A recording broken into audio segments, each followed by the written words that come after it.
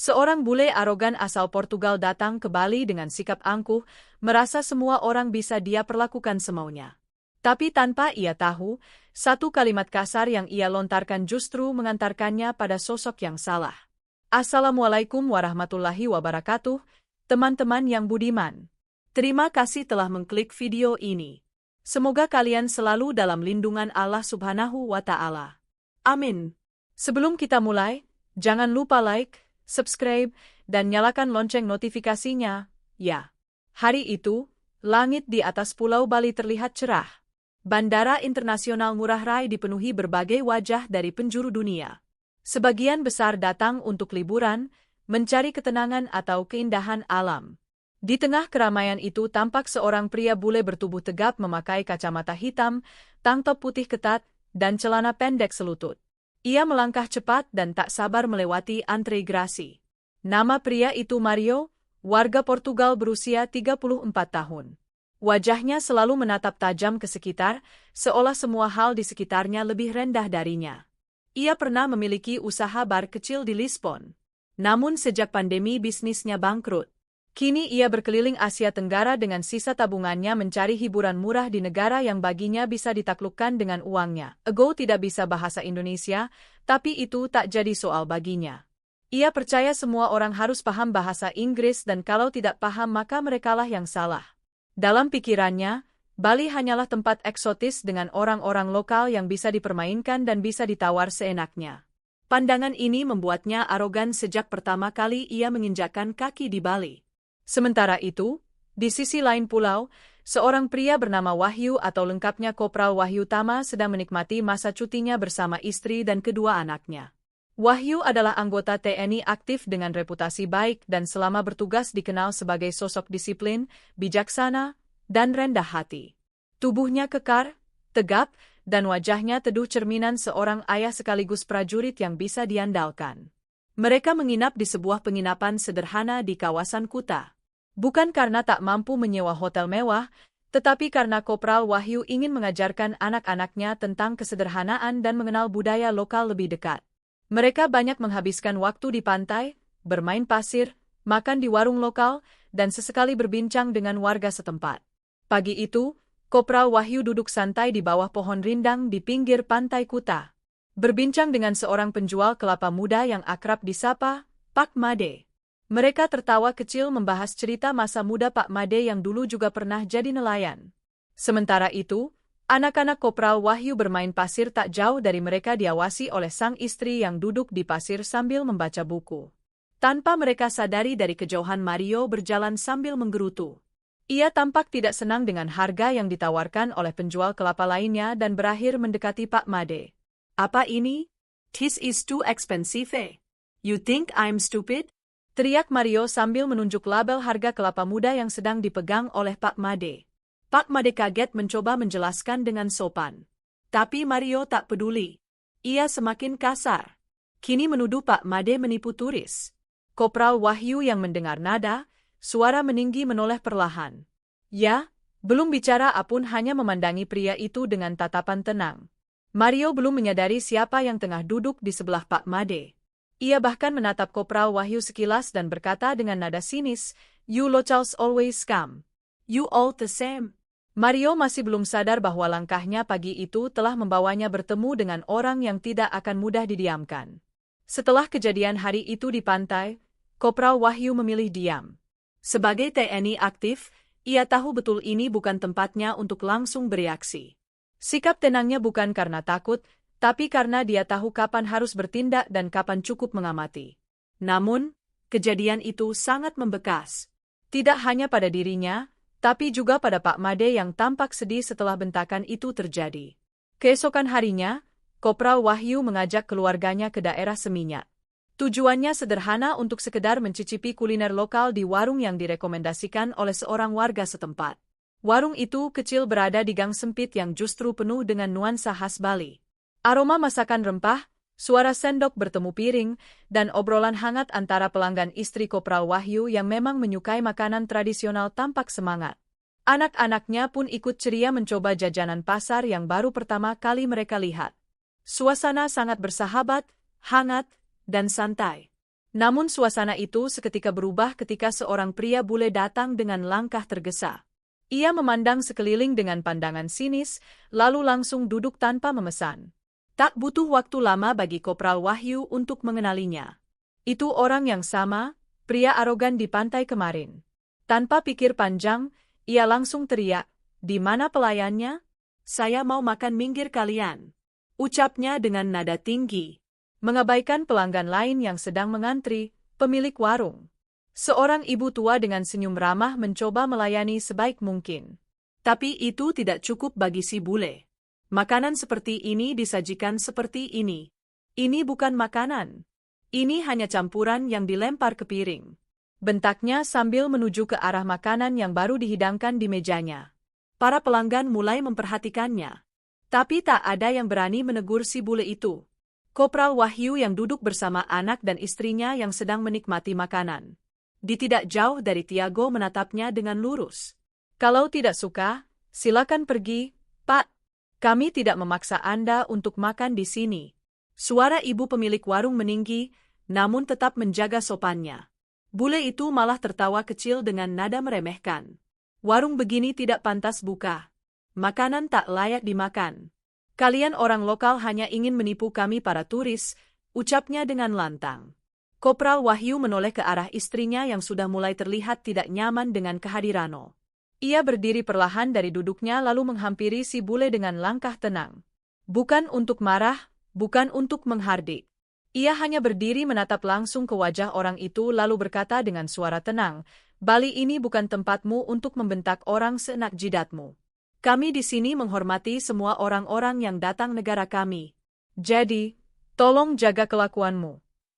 Si sempat terdiam menatap Kopral Wahyu dengan pandangan bingung. Mungkin karena nada suara Kopral Wahyu yang tenang tapi tajam.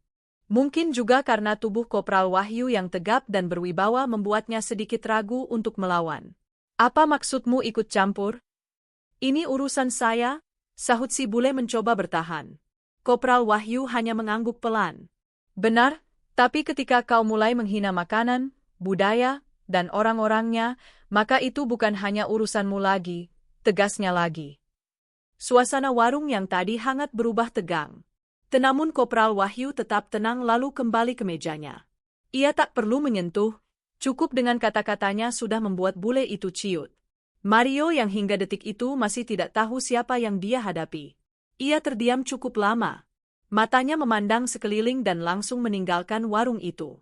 Hari berikutnya, Ubud menjadi tujuan perjalanan. Kopral Wahyu memutuskan menyusuri pasar seni bersama keluarganya. Tempat itu dipilih bukan sekadar untuk belanja, tapi untuk merasakan denyut budaya Bali yang kental. Jalan setapak sempit, kios-kios kayu berjajar. Aroma dupa dan bunga Kamboja menyatu dengan suara gamelan dari kejauhan. Kopral Wahyu mengenakan kaos polos dan topi hitam sederhana. Penampilannya tidak mencolok, tapi ada aura tenang yang membuat beberapa pedagang menyapanya dengan hormat.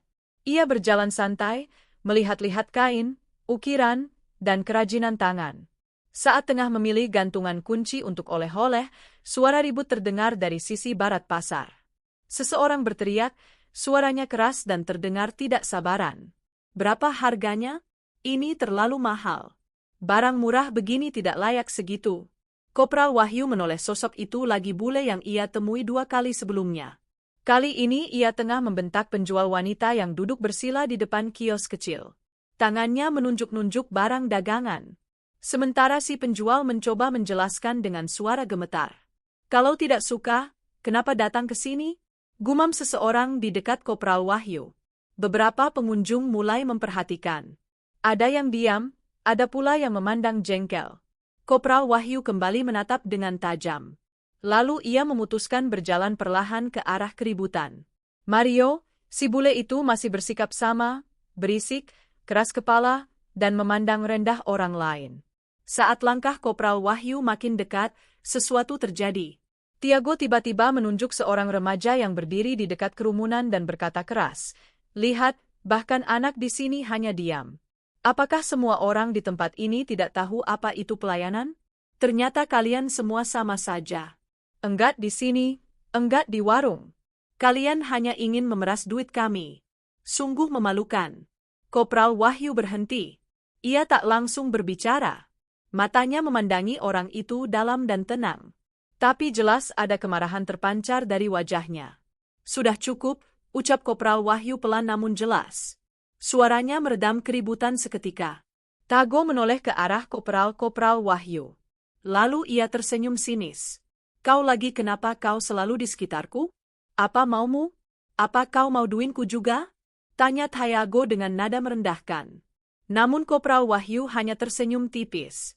Tidak mungkin kebetulan kalau kita bertemu untuk ketiga kalinya pasti ada maksud di belakangnya. Jawab Kopral Wahyu sambil berdiri tegap. Beberapa pedagang mulai berbisik.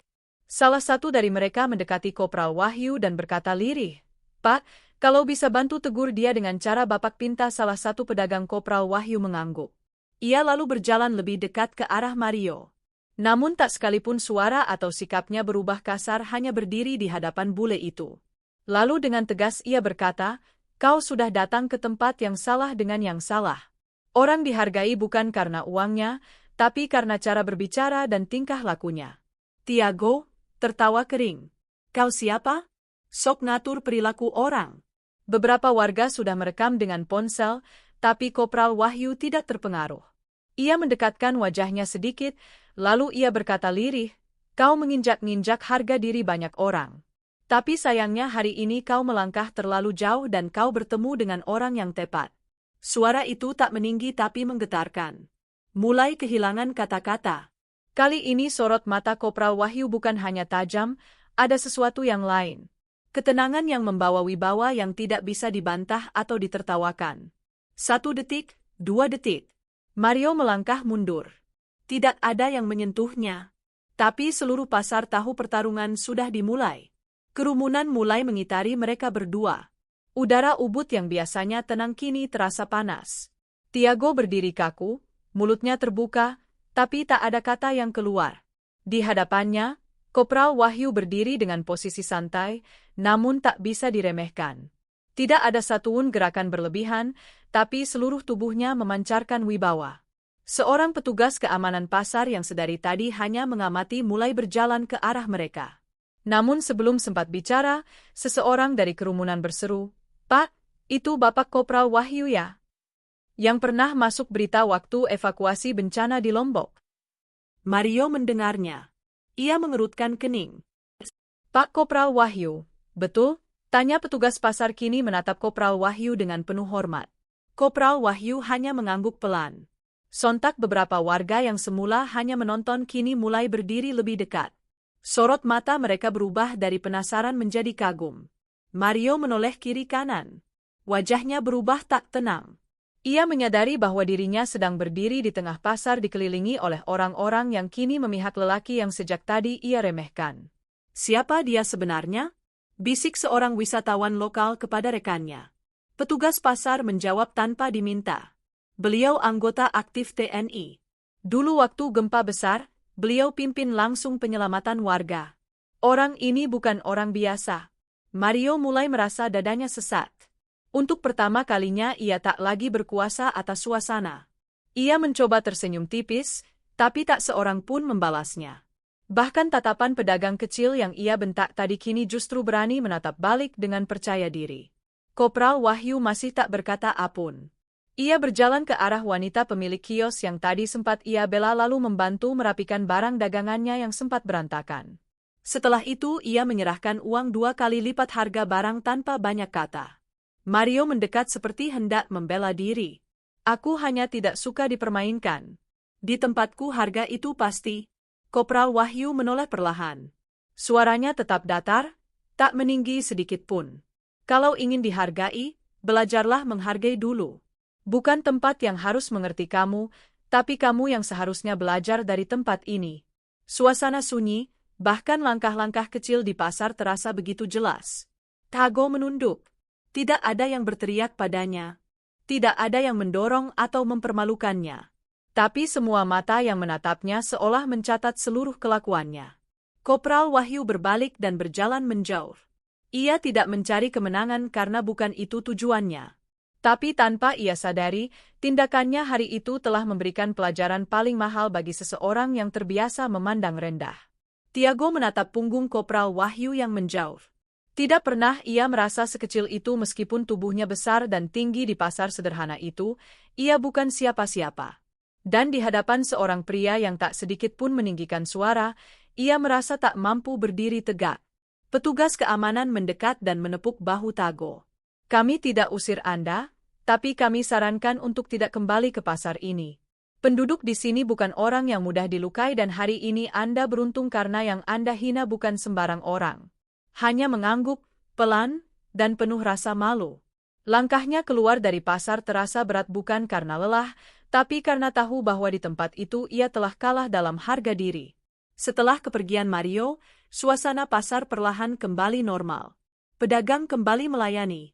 Pengunjung mulai berdatangan lagi dan suara obrolan pelan-pelan mengisi udara. Namun, perasaan yang tertinggal tidak langsung menghilang. Ada sesuatu yang berubah. Kejadian barusan meninggalkan bekas bukan hanya pada Mario, tapi juga pada orang-orang yang menyaksikannya. Kopral Wahyu kembali ke sisi pojok pasar, duduk di bangku kayu tua dekat warung teh. Beberapa pedagang mendekat satu persatu untuk menyampaikan terima kasih. Mereka menghargai sikapnya yang tenang dan cara ia menegur tanpa melukai dan merendahkan siapapun. Seorang bapak paruh baya penjual patung kecil menghampiri sambil membawa sebuah ukiran tangan. Pak, ini dari saya. Tidak mahal tapi buatan. Saya sendiri sebagai tanda hormat. Kopral Wahyu tersenyum tipis. Saya kesini bukan untuk dihormati, Pak. Cuman ingin semua orang diperlakukan adil. Bapak itu tertawa kecil. Justru karena itu kami hormat. Beberapa pengunjung yang melihat kejadian tadi mulai bertanya. Ingin tahu lebih jauh siapa sebenarnya sosok yang bisa membuat seorang bule arogan terdiam hanya dengan kata-kata. Tapi Kopral Wahyu tidak suka menjadi pusat perhatian. Ia menolak semua ajakan foto dan memilih melanjutkan harinya dengan tenang. Sementara itu, Tiago berjalan sendirian di jalanan ubud yang sempit. Langkahnya pelan tanpa arah. Bayangan Kopral Wahyu terus membayangi pikirannya. Ia mengingat setiap kalimat yang diucapkan Kopral Wahyu. Teguran dari Kopral Wahyu membuatnya merasa bersalah. Ia merasa semua yang dia lakukan ternyata salah. Ia singgah di bangku taman kecil mencoba mencerna. Untuk pertama kalinya sejak menginjak Bali, ia tidak merasa berkuasa. Ia sadar tempat yang ia kira bisa ia taklukkan dengan suara keras justru menamparnya balik dengan diam. Di satu sisi lain pasar, Kopral Wahyu memutuskan kembali ke penginapan. Ia tidak ingin membuat keramaian.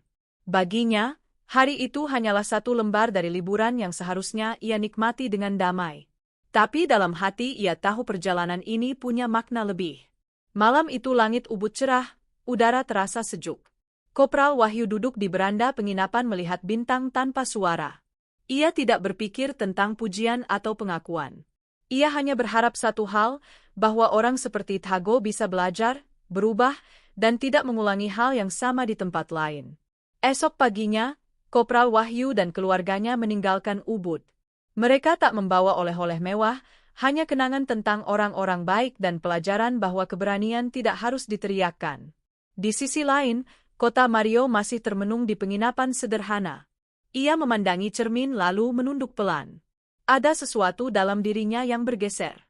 Ia tidak akan pernah mengakui itu secara terang-terangan. Tapi hari itu untuk pertama kalinya dalam hidup, ia merasa perlu menjadi orang yang lebih baik. Hari pun berganti, tapi kejadian di pasar seni Ubud masih menjadi bahan obrolan hangat di antara warga sekitar. Keberanian Kopral Wahyu yang datang tanpa niat mencari perhatian. Namun ia meninggalkan pengaruh besar. Kopral Wahyu sudah kembali ke penginapan di kawasan Canggu. Sore itu ia duduk sendiri di teras kecil memandang laut dari kejauhan. Udara Bali yang tenang membuat pikirannya kembali jernih. Ia tidak memikirkan kejadian kemarin sebagai sesuatu yang luar biasa. Ia hanya merasa sudah seharusnya ada yang berdiri ketika sikap buruk mulai dianggap biasa. Di tempat lain, Tiago sedang berkemas. Ia hanya duduk sejenak sebelum meninggalkan kamar lalu menatap satu titik di dinding kosong. Ada sesuatu yang berubah dalam dirinya. Ia mulai menyadari bahwa keberanian bukan tentang siapa yang bicara paling keras, tapi siapa yang mampu menjaga sikap meski ditekan. Tak lama kemudian, Mario turun ke lobi. Ia sempat dicegat oleh seorang staf yang mengenalnya lalu berkata singkat, "Semoga perjalanan selanjutnya lebih menyenangkan, Tuan." Kalimat itu terdengar biasa, tapi cara disampaikan membuatnya merasa dihargai tanpa dihakimi. Ia hanya mengangguk kecil dan meninggalkan tempat itu dengan tenang. Sementara itu, menjelang malam ia duduk di kursi bambu menatap langit yang mulai gelap. Ia tahu perjalanan liburannya sebentar lagi usai. Namun, pengalaman beberapa hari ini meninggalkan makna yang lebih dari sekadar tempat yang dikunjungi. Ia sadar kadang seseorang tidak perlu mencari peran. Dunia sendiri yang akan membawa mereka ke posisi yang seharusnya. Tak ada sorotan, tak ada panggung. Tapi bagi warga pasar dan bagi seorang pria asing yang sebelumnya merasa dunia bisa dibeli dengan uang, pertemuan itu telah memberi arah yang baru. Kopral Wahyu tidak tahu apakah ia akan bertemu dengan Tago lagi di masa depan. Tapi ia berharap jika suatu hari orang itu kembali ke tanah ini, ia akan datang bukan dengan suara tinggi, tapi dengan rasa hormat yang lebih. Dari semua yang terjadi, satu hal paling penting bukanlah tentang siapa yang lebih hebat, tapi tentang bagaimana sikap yang tenang jika dibarengi keberanian mampu membungkam kesombongan tanpa harus berteriak. Dan di tanah yang dikenal karena keindahannya hari itu seseorang belajar bahwa yang benar tak selalu harus keras tapi yang tenang tak pernah bisa diremehkan.